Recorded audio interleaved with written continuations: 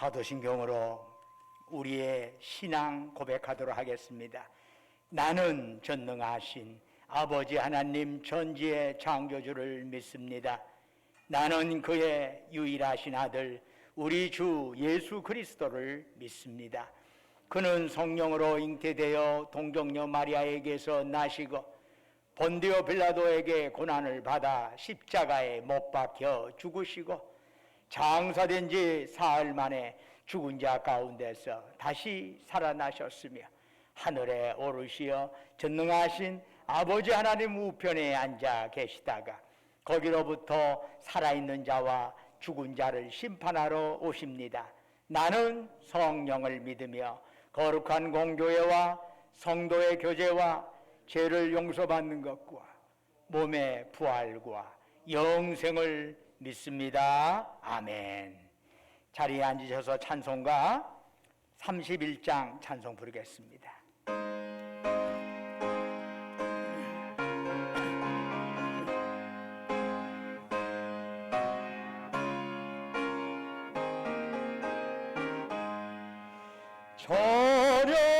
찬양하라 복되신 곳에 주 예수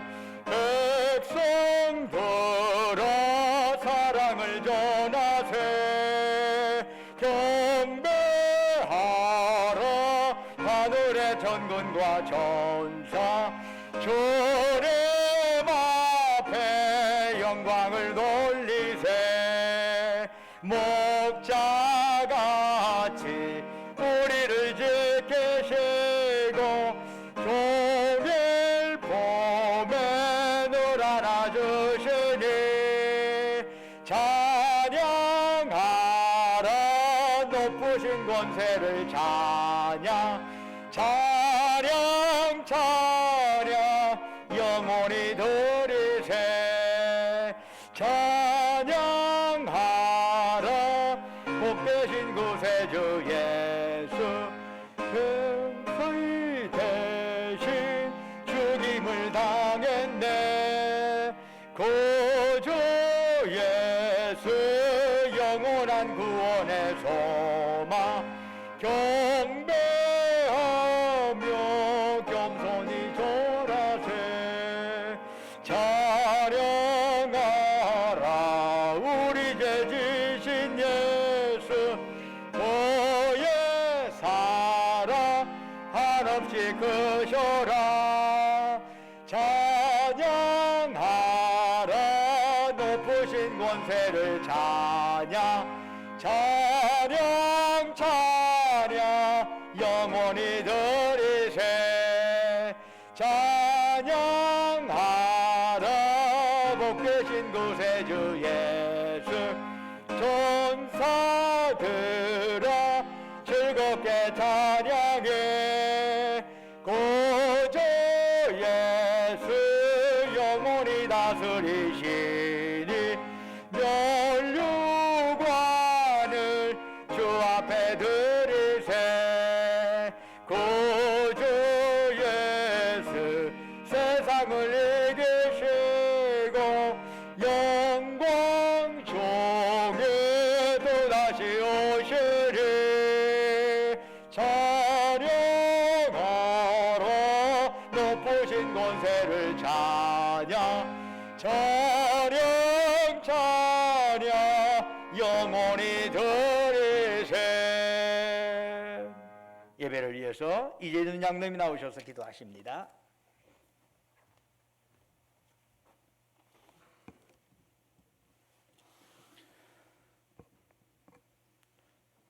존귀하신 하나님 아버지, 종교개혁주의자 창조절 아홉째 주일에 신광 성도들 주님의 빛나고 높은 보좌 앞으로 나와 예배드리게 하시니 감사드립니다.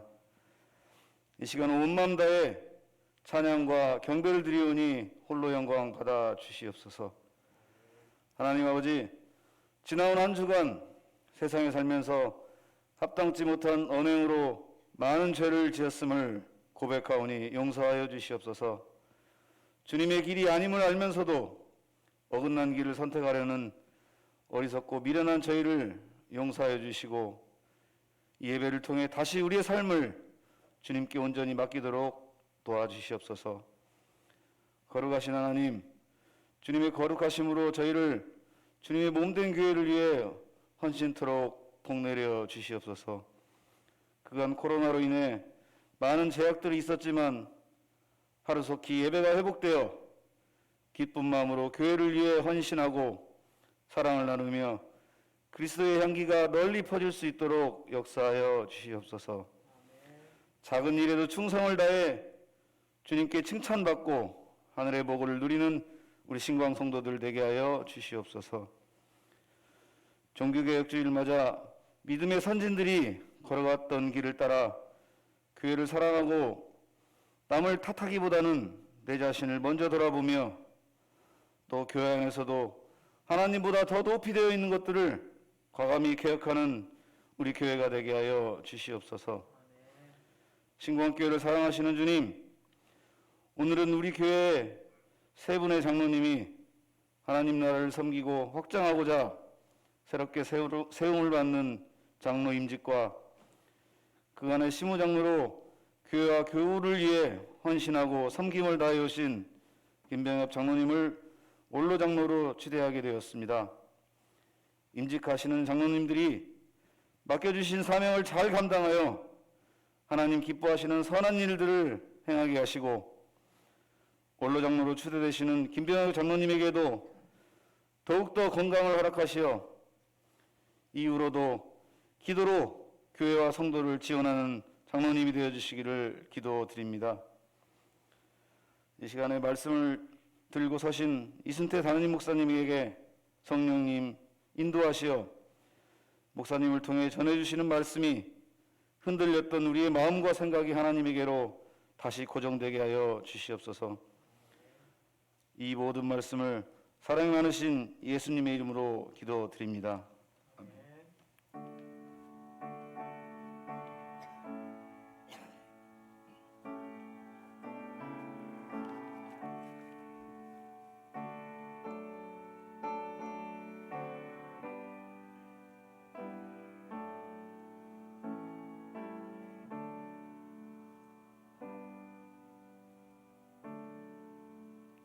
할렐루야. 좌우에 있는 형제 자매들 향해서 사랑 인사 나누겠습니다. 주님의 이름으로 사랑합니다. 샬롬. 처음 만난 분들에게도 주님의 이름으로 사랑합니다. 낯선 분들에게도 주님의 이름으로 사랑합니다. 교회 소식 전해드리겠습니다. 오늘은 창조절 9째 주일이자 종교개혁주일입니다. 특별히 이러한 종교개혁주일 맞이해서 저희 교회에서 장로 임직 및 원로장로 추대식을 오늘 낮 12시에 진행하도록 하겠습니다. 원래는 이제 1부 예배, 2부 예식, 3부 예식 그런 형태로 이어지는데 1부 예배는 우리가 9시 혹은 11시에 드리는 예배로 대체하고 곧바로 12시부터 예식으로 들어갈 겁니다. 그래서 코로나라고 하는 특수적인 상황 때문에 외부 인사는 거의 공적으로는 초빙을 안 했습니다. 우리 전북노회 노회장님 목사님만 한 분 공식으로 초빙을 했고 나머지는 이제 개별적으로 오시는 형태가 됩니다. 대부분 많이 시간도 그렇고 그래서 오고 가지 못합니다. 그래서 많이 이렇게 간접적으로 축하해주고 그렇습니다.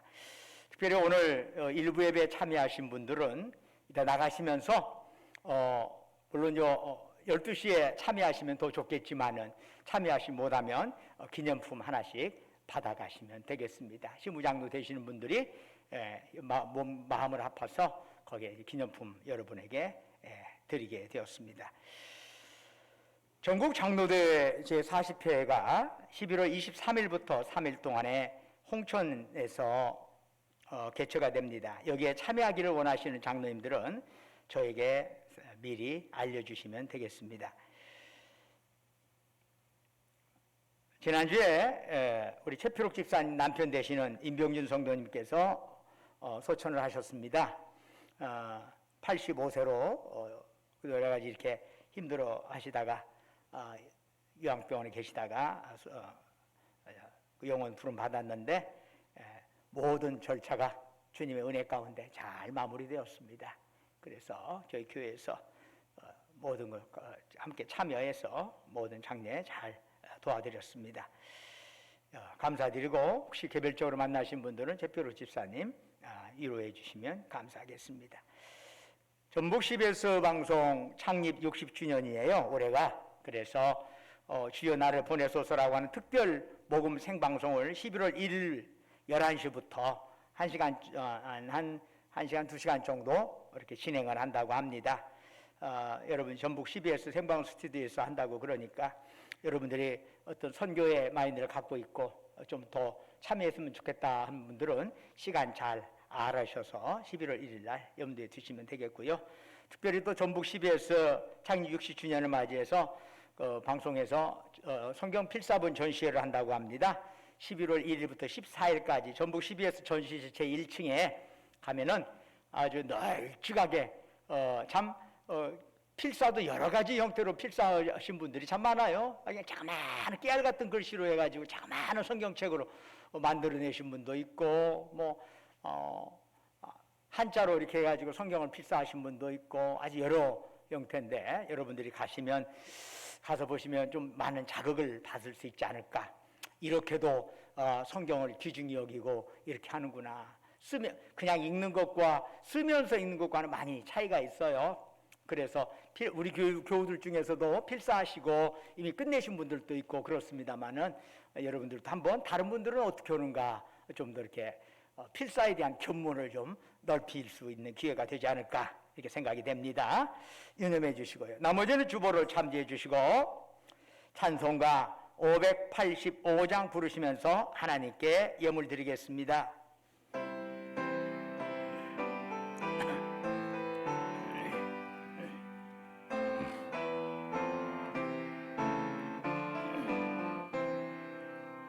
내 조는 강한 성이요 방패와 병기 되시니 가난 안에 소리를 보아여 내시리로다. 옛 원수 마귀는 이때도 힘을 써 모략과 권세로 무기를 삼으니 전하에 누가 당하랴. 내 힘만 의지할 때는 패할 수밖에 없도다. 힘 있는 장수 나와서 날 대신하여 싸우네. 이 장수 누군가 주 예수 그리스도 만군의 주로다. 당할 자 누구랴. 반드시 이기리로다. 이 땅에 막이 들끓어 우리를 삼키려 하나. 겁내지 말고 서거라. 진리로 이기리로다. 친척과 재물과 명예와 생명을 다 빼앗긴데도 진리는 살아서 그 나라 영원하리라.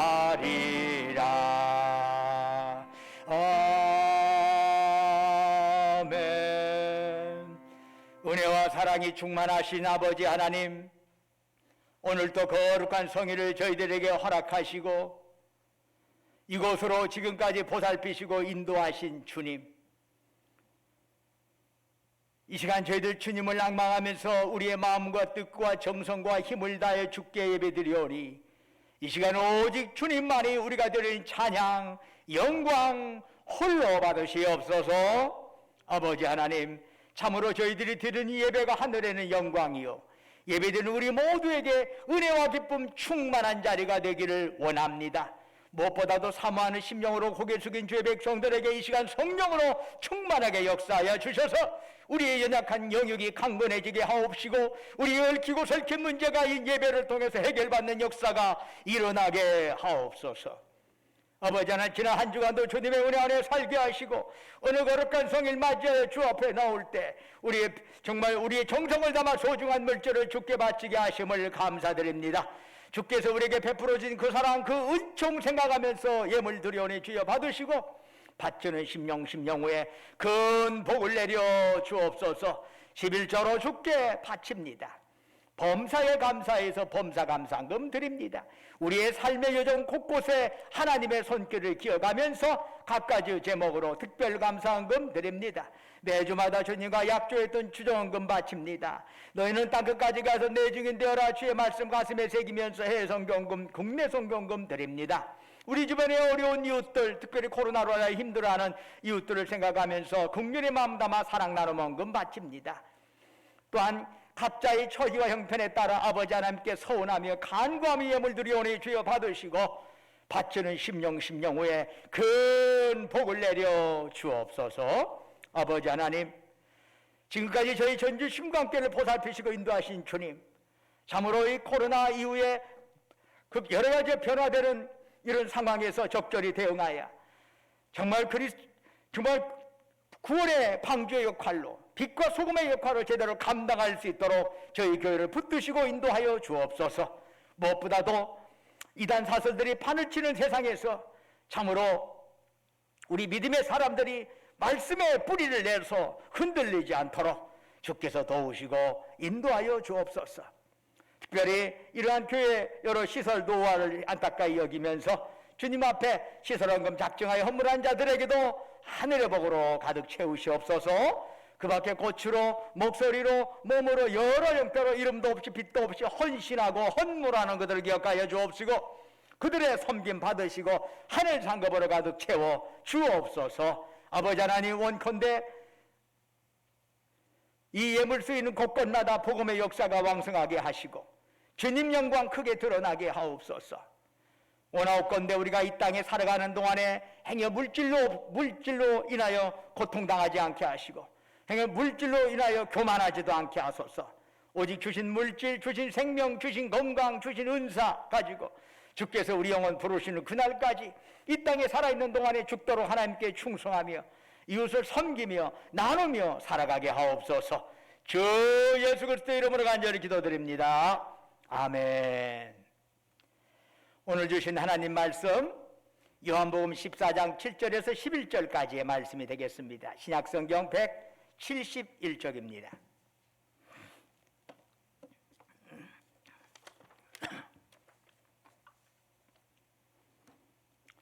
(14장 7절에서 11절까지) 저와 여러분이 한 절씩 교독하겠습니다. 너희가 나를 알았더라면 내 아버지도 알았으리로다. 이제부터는 너희가 그를 알았고 또 보았느니라. 빌립이 이르되 주여 아버지를 우리에게 보여주옵소서. 그리하면 족하겠나이다. 예수께서 이르시되 빌립아 내가 이렇게 오래 너희와 함께 있으되 네가 나를 알지 못하느냐. 나를 본 자는 아버지를 보았거늘 어찌하여 아버지를 보이라 하느냐. 내가 아버지 안에 거하고 아버지는 내 안에 계신 것을 네가 믿지 아니하느냐. 내가 너희에게 이르는 말은 스스로 하는 것이 아니라 아버지께서 내 안에 계셔서 그의 일을 하시는 것이라. 함께 읽겠습니다. 내가 아버지 안에 거하고 아버지께서 내 안에 계심을 믿으라. 그렇지 못하겠거든 행하는 그 일로 말미암아 나를 믿으라. 아멘. 흔히 철학에서 경험론의 아버지로 프란시스 베이컨을 꼽습니다. 이 베이컨의 경험론은 오늘날 과학적 방법론에 아주 지대한 영향을 끼쳤습니다. 그는 감각적인 경험이야말로 개념과 지식의 궁극적인 원천이라고 주장을 합니다. 이 베이컨에 의하면 지식은 뭐냐? 인간이 가지고 있는 오감을 통해서 확인될 때만이 그것이 제대로 된 지식이라는 거지요. 결국 베이컨이 가장 신뢰했던 것은 인간의 감각이었습니다. 우리가 직접 눈으로 보고 귀로 듣고 확인하면서 만져보고 하면서 지식을 얻는 것은 참으로 중요합니다. 그러나 또한 우리가 알아야 할 것은 우리의 감각에는 한계가 있다는 사실입니다. 인간이 눈으로 어떤 대상을 확인하는 것은 중요하지만 인간의 눈으로 볼 수 있는 것에는 한계가 있습니다. 너무 작은 것이나 너무 큰 것은 보지 못합니다. 너무 밝거나 너무 어두운 것도 보지 못합니다. 빛에 대해서도 우리 눈은 그 중에 일부만을 감지할 수 있을 뿐입니다. 더욱이 내가 무엇을 본다고 해도 내 마음에 따라 보이는 것이 얼마든지 달라질 수 있습니다. 많은 사람은 자기가 보고 싶은 것만 보는 법입니다. 또한 착시현상으로 잘못 판단할 수도 있습니다. 청각도 그렇습니다. 인간의 귀는 극히 작은 소리는 듣지 못합니다. 그렇다면 큰 소리는 다 듣습니까? 아닙니다. 인간의 청력은 천둥보다 더 큰 소리는 감지하지 못한다고 합니다. 듣는 것만 따지면 개나 박쥐, 돌고래가 인간보다 훨씬 더 뛰어납니다. 결국 인간이 모든 지식을 인간의 오감에만 의존한다면 그 지식은 매우 제한적일 수밖에 없습니다. 그렇다면 인간의 감각으로 경험할 수 없는 영역에 대해서는 우리는 어떻게 접근해야 하죠? 바로 여기에서 필요한 게 믿음이랍니다. 우리가 부모님이라고 부르는 그분들이 정말 우리의 부모님이라는 사실을 여러분 어떻게 알 수 있습니까? 여러분 일일이 유전자 검사라도 하셨나요? 여러분들이 정말 과학적이고 객관적인 것에 대한 투철한 사람이라면 부모님, 여러분들 자신까지 유전자 검사 다 하고 나서 과학적으로 확인되고 나서 아, 이분은 우리 엄마가 맞구나, 이분은 우리 아빠가 맞구나, 이래 하지 않습니까? 그러나 특별한 경우가 아니라면 대부분 그런 검사하지 않습니다. 그래도 엄마 아빠라고 부르는데 아무런 지장이 없습니다. 왜 그런가요? 그분들을 향한 사랑과 믿음이 자리하고 있기 때문입니다. 하나님과 우리의 관계도 그렇습니다. 우리의 감각적 경험으로 하나님을 인식할 수 있다면 그때여 믿음이 필요하지 않습니다. 그러나 하나님은 영이시기에 우리의 오감으로 감지할 수 있는 분이 아닙니다. 유한한 육체와 유한한 능력을 가진 인간이 영이신 하나님을 온전히 인식한다는 것은 애시당초 불가능합니다. 그래서 하나님은 우리의 인식의 대상이기 전에 믿음의 대상인 겁니다. 그렇다고 하나님께서 우리에게 그냥 무조건 믿어라 강요하시는 분이 또한 아닙니다. 비록 우리 인식의 능력이 불완전하지만 그럼에도 불구하고 하나님을 보고 듣고 인식할 수 있도록 배려를 해주셨습니다. 어떻게요? 바로 당신의 독생자 예수님을 이 땅에 보내주신 것입니다. 예수님께서 요한복음 14장 7절에서 이렇게 말씀하시네요. 너희가 나를 알았더라면 내 아버지도 알았으리로다. 이제부터는 너희가 그를 알았고 또 보았느니라. 제자들은 이 말씀의 의미를 제대로 깨닫지 못했습니다. 그래서 제자 중에 한 명인 빌립이 이렇게 말하죠. 주여, 아버지를 우리에게 보여주옵소서. 그리하면 족하겠나이다. 하나님 아버지를 직접 보지 않고는 아직은 뭔가 부족한 부분이 있다, 이런 얘기죠. 빌립의 요구에 예수님께서 이렇게 말씀하십니다. 빌립아, 내가 이렇게 오래 너희와 함께 있으되 네가 나를 알지 못하느냐? 나를 본 자는 아버지를 보았거늘 어찌하여 아버지를 보이라 하느냐? 예수님을 본 자는 이미 하나님 아버지를 보았다는 말씀이에요. 여러분, 어떻게 예수님을 본 것이 보이지 않는 하나님을 본 것이 될까요? 이에 대해서 예수님께서는 요한복음 14장 10절에서 추가 설명을 이렇게 하십니다. 내가 아버지 안에 거하고 아버지는 내 안에 계신 것을 네가 믿지 아니하느냐? 내가 너희에게 이르는 말은 스스로 하는 것이 아니라 아버지께서 내 안에 계셔서 그 일을 하시는 것이라. 예수님이 아버지 안에 있고 아버지는 예수님 안에 계신다는 것. 결국 이 말씀은 뭐죠? 예수님께서는 당신을 하나님 아버지와 동일하게 여기시는 것을 보게 됩니다. 그런데 어떻게 그것이 가능한 일일까요?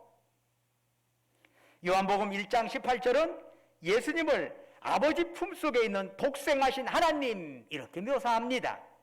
즉 예수님께서는 인간의 눈으로 볼 수 없는 하나님을 인간의 눈으로 볼 수 있게끔 이 땅에 오신 성자 하나님이라고 하시는 것입니다. 그래서 우리는 불완전한 오감을 가지고 있지만 인간으로 오신 예수님을 통해서 하나님을 어느 정도 인식하게 되었고 그 너머의 것도 온전히 믿을 수 있게 되었습니다. 우리는 짐승의 외양간에서 태어나신 예수님을 통하여 낮아지고 겸손하신 하나님을 인식하게 됩니다. 그래서 우리는 그분께 부담 없이 다가갈 수 있게 되지요. 또한 예수님은 삶의 현장에서 우리와 함께 하시는 하나님임을 보여줍니다. 즉 예수님은 외진 곳에서 가만히 계셔서 사람들 찾아오는 거 기다리시는 분이 아니라 죄와 고통이 있는 그 현장으로 직접 들어오셔서 가르치시고 치유하여 주신 하나님이신 것입니다. 더 나아가 예수님께서 십자가를 지심으로써 사랑의 하나님을 우리는 깨닫게 되고 그분이 부활하심으로써 죽음을 이기신 영원한 하나님을 우리는 알게 됩니다. 물론 유한한 육체가 지닌 인식의 능력에는 한계가 있고 불완전합니다. 그렇게 우리가 하나님을 온전히 인식할 수 없다는 것도 사실입니다.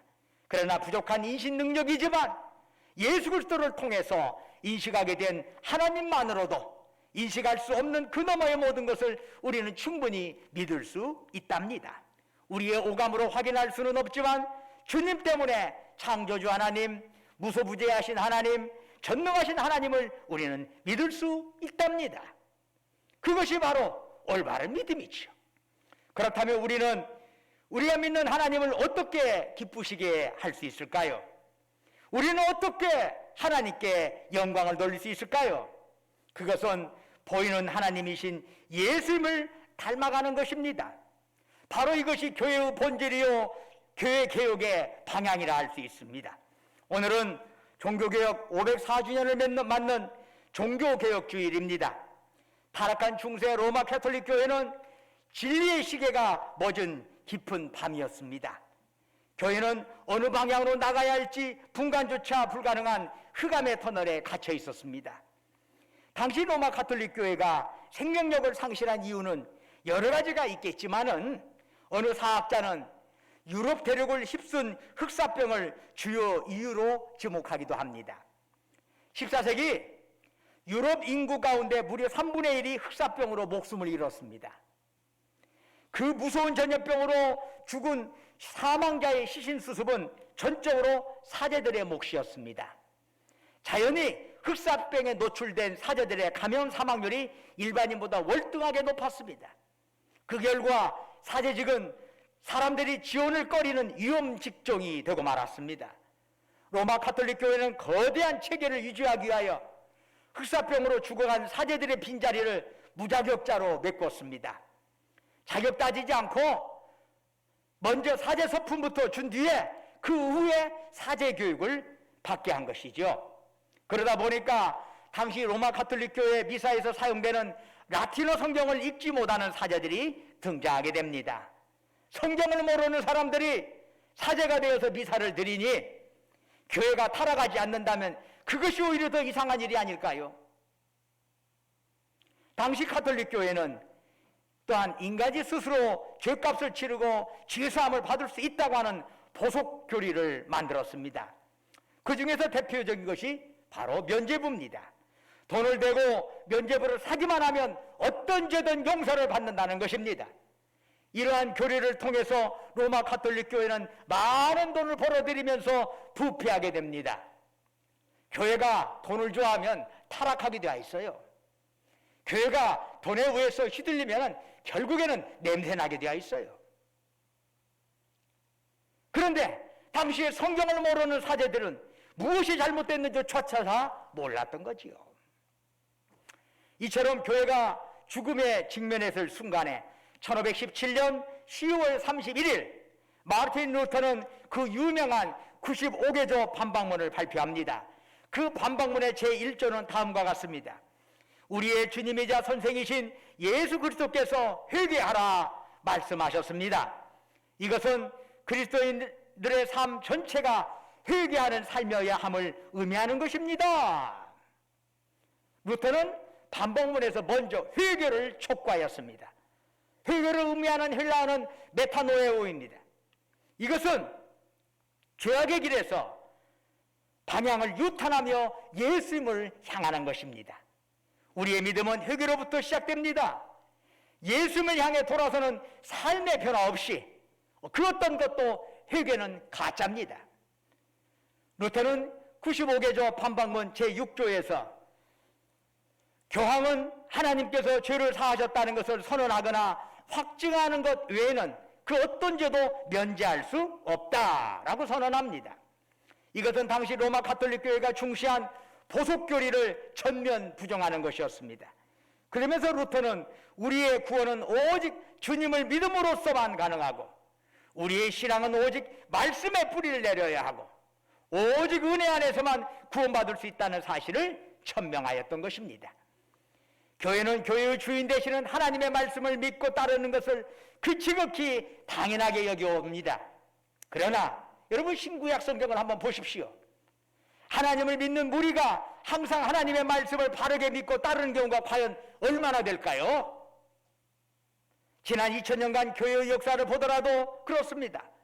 어느 시대 어느 곳에서든 대부분의 교회는 하나님의 말씀을 바로 믿고 따르는 좁은 길이 아니라 세속주의로 오염된 넓은 길을 걷고자 했습니다. 교회를 이끌어가는 성직자를 말할 것도 없고 교회에 구성하는 모든 구성원들도 알게 모르게 이런 세속주의에 물들어서 그 넓은 길을 더 박수치면서 걸어왔던 것입니다. 세속주의의 유혹은 교회가 처음 생겼을 때부터 존재했던 것이죠. 그 핵심은 뭘까요? 인간의 자기만족을 신앙의 최고 가치로 여기는 겁니다. 하나님의 영광,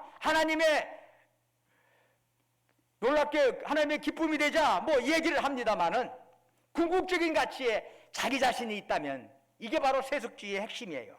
여러분, 그리스도인이 행하는 신앙 행위 중 첫 번째가 뭐지요? 예배입니다. 예배의 핵심은 뭐요? 하나님께 영광 돌리는 것입니다. 하나님 기쁘시게 하는 겁니다. 쉽게 말해서 우리가 드리는 찬양과 행위가 하나님의 입맛에 맞아야 한다는 것입니다. 그런데 세속주의가 교회 안에 들어오면 초점은 하나님이 아니라 사람이 됩니다. 그래서 하나님의 입맛이 아니라 사람의 입맛에 맞도록 모든 것을 조정하게 됩니다. 그러면서 교회는 하나님 중심이 아니라 사람 중심이 됩니다. 그러면서 교회는 타락하게 됩니다. 이런 유혹에서 우리는 어떻게 벗어날 수 있을까요? 바로 자기를 비우는 것, 자기를 부인하는 것이 그 핵심 내용입니다. 베드로는 주님을 향한 뜨거운 열정을 가지고 있는 제자였습니다. 그는 예수님이 그리스도의 하나님의 아들이라고 하는 사실을 놀랍게 고백하기도 했습니다. 그는 목숨 다 바쳐 주님께 충성할 각오 되어 있었습니다. 그러나 그는 주님의 입맛이 아니라 자기 입맛을 따르고자 할 때 주님께서는 베드로를 아주 혹하게 꾸짖으셨습니다. 사탄아, 내 뒤로 물러가라. 너는 나를 넘어지게 하는 자로다. 네가 하나님의 일을 생각하지 아니하고 도리어 사람의 일을 생각하는도다 하시고, 이에 예수께서 제자들에게 이르시되 아무도 이제 나를 따라오려거든 자기를 부인하고 자기 십자가를 지고 나를 좇을 것이니라 말씀했습니다. 주님을 따르고자 하는 자, 정말 주님이 원하는 그 방향으로 걷고자 하는 자들은 어떤 열심 이전에 먼저 자기를 회개하고 자기를 부인하는 것부터 시작해야 한다는 것이에요.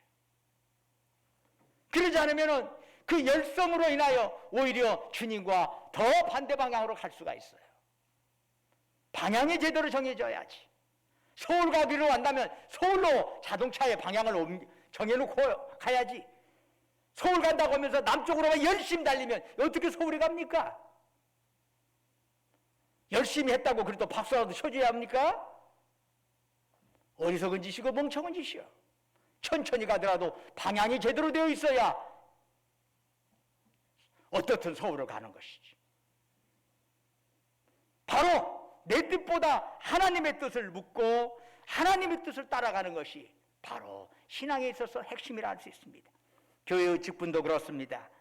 교회의 모든 직분은 오로지 하나님의 일을 하기 위해서 주어지는 겁니다. 이를 위해서 직분자가 제일 먼저 거쳐야 할 과제는 먼저 내가 죽는 것입니다. 내가 죽어야 하나님의 일을 바로 할 수 있습니다. 사도 바울은 자신에게 주어진 직분에 대해서 어떻게 생각했을까요? 디모데전서 1장 12절 이하에서 바울은 이렇게 고백합니다.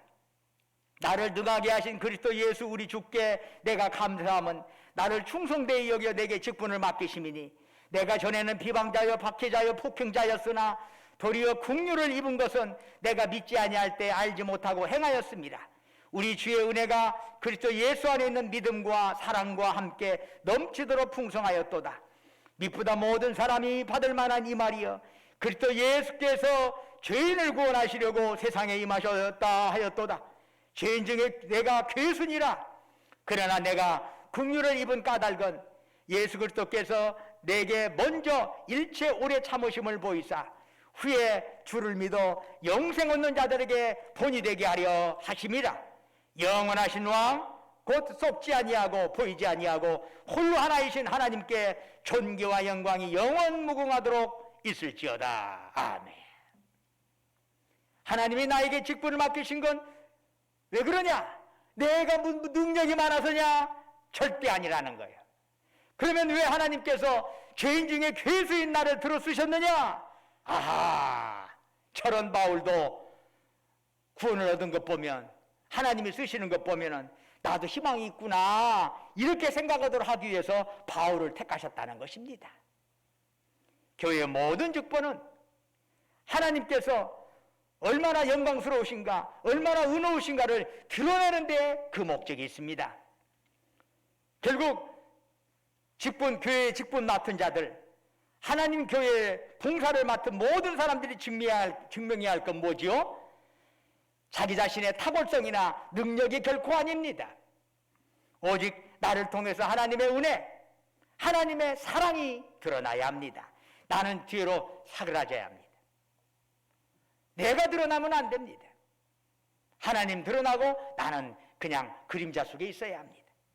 이것이 그리스도로 오신 예수님의 삶이었고 우리가 살아가야 할 종교개혁적인 섬김의 모습인 것입니다. 바로 이 방향으로 교회는 항상 개혁되어야 합니다. 어떤 교회도 완전한 교회는 없습니다.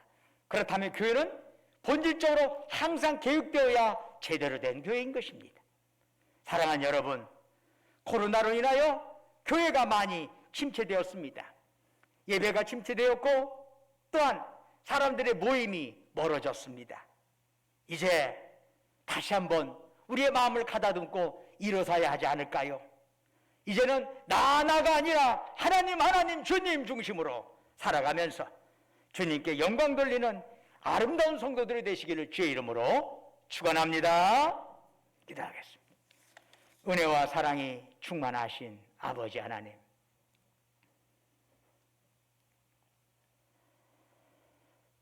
우리들의 주님을 열심히 믿노라 하면서도 방향이 잘못되어 가지고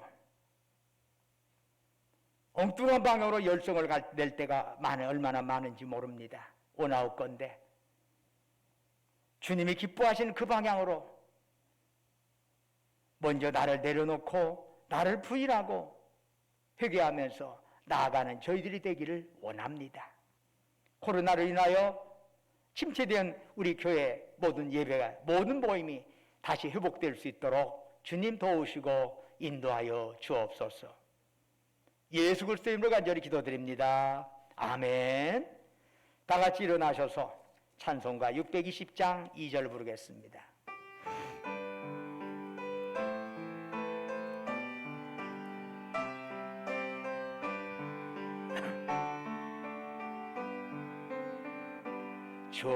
주님을 또 다시 헤아리기 어렵더라도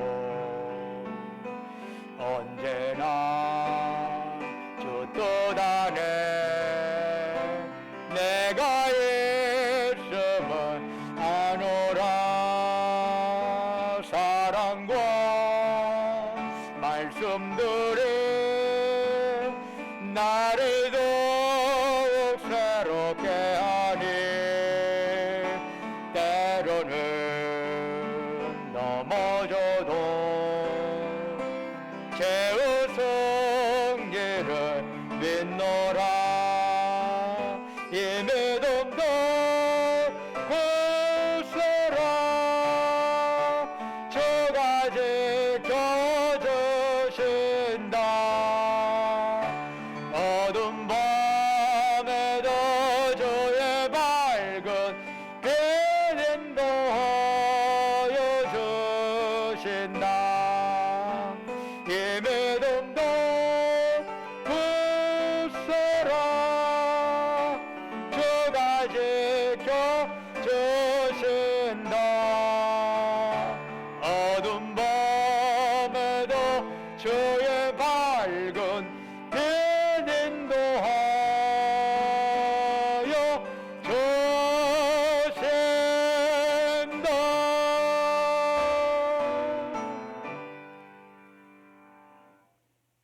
이제는 우리 주 예수 그리스도의 은혜와 아버지 하나님의 만극하신 사랑과 성령님의 이루하시고 교통하시고 충만케 하심의 역사가 오직 주님 바라보면서 주로 인하여 감사하고 주로 인하여 주님 중심적으로 살아가고 내 뜻이 아니라 하나님의 뜻 내가 좋아하는 게 아니라 하나님이 기뻐하시는 것 그 방향으로 살겠노라고 나를 내려놓고 하나님 높이면서 살겠노라고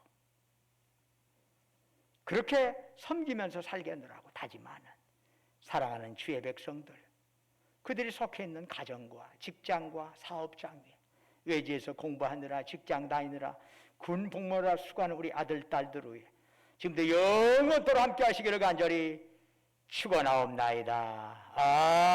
아멘.